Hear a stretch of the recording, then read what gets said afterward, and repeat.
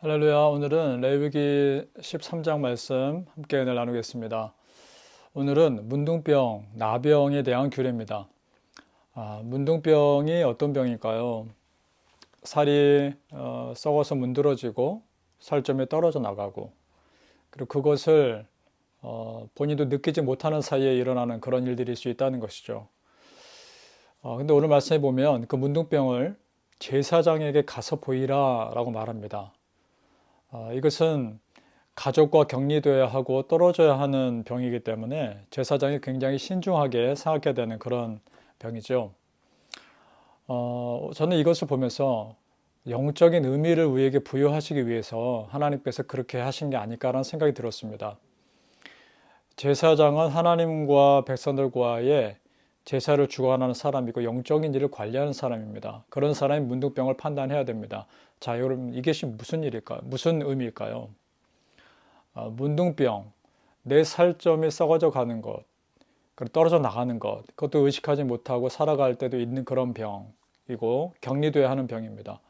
이것은 영적으로 지금 이 시대를 살아가는 우리가 나도 모르게 문둥병에 걸린 사람처럼 살고 있지는 않는가라는 도전인 것입니다.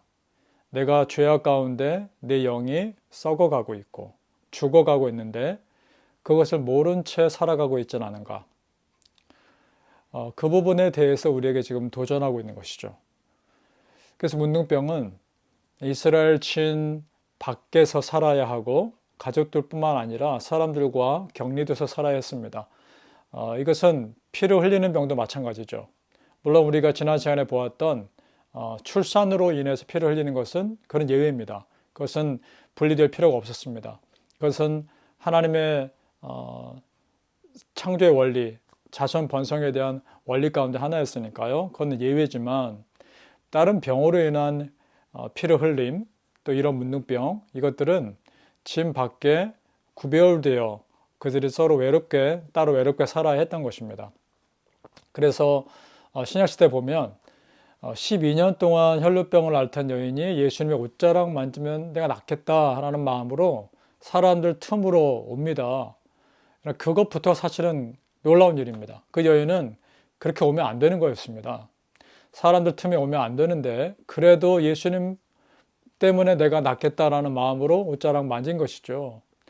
사람들의 시선 아랑곳하지 않고 그저 예수님 어떻게 생각하실까? 예수님 바라보며 나온 것입니다.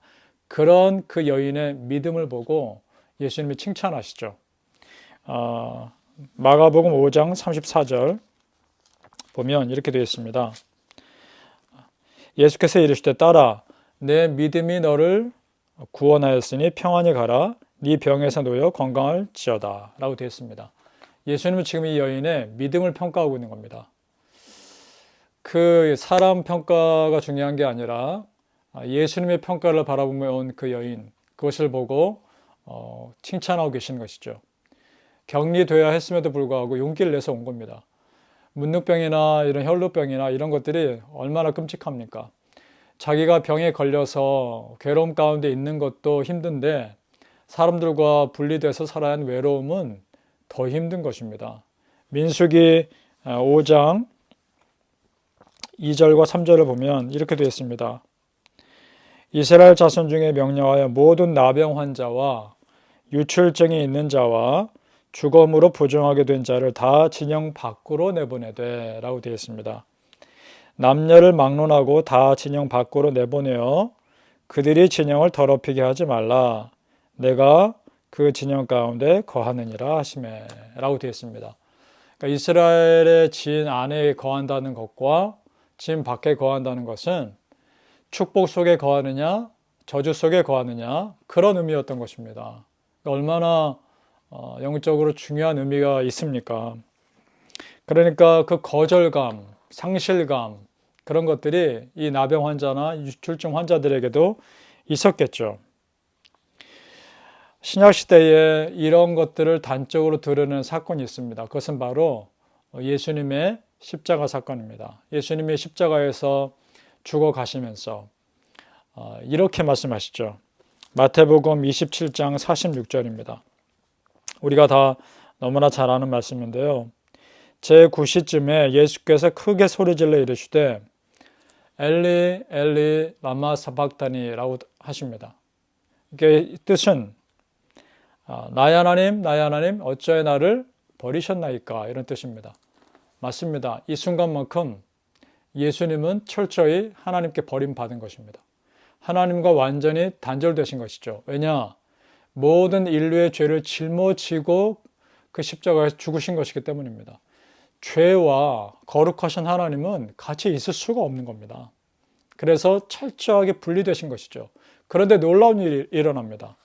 예수님께서 그 죄를 다 짊어지고 죽으셨지만 그 죽음에서 부활하십니다. 이것은 죄로 인해 단절된 우리의 온갖 영적인 어둠의 상태를 예수님이 깨뜨리신 겁니다. 그리고 그것을 회복시키신 것입니다. 그래서 예수님 믿으면 우리가 하나님께 나아갈 수 있는 힘이 생기는 것입니다. 그리고 우리가 기도할 때 예수님의 이름으로 기도합니다 라고 하는 것이죠.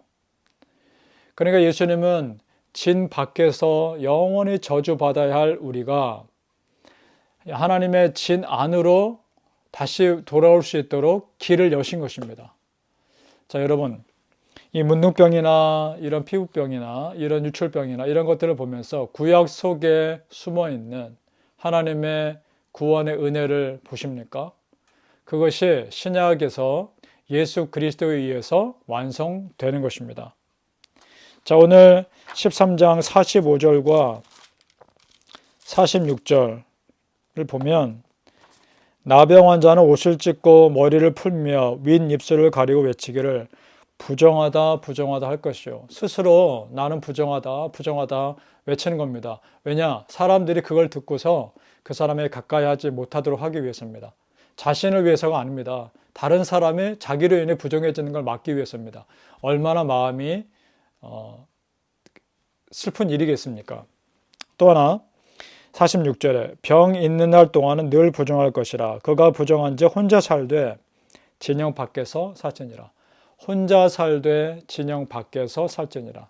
자, 여러분, 그런 문둥병 같은, 어떻게 보면 문둥병보다 더 심한 그런 죄 가운데 죄에 너무도 무디어져서 내가 죄로 인해 죽어가는지도 모르는 그런 우리를 예수님께서 살리셔서 진 밖에서 영원히 살아야 할 우리를 회복시키신 그 예수님, 그리고 하나님의 축복의 테두리 안에 진 안으로 다시 우리를 부르신 그 예수님의 은혜, 그 은혜에 감격했으면 좋겠습니다. 그리고 그 은혜를 정말 감사함으로 생각하며 우리가 진 밖에 저주받은 자가 아니라 진 안에 축복받은 자라는 것을 믿고 오늘도 소망 가운데 사시기를 예수님 이름으로 축복합니다.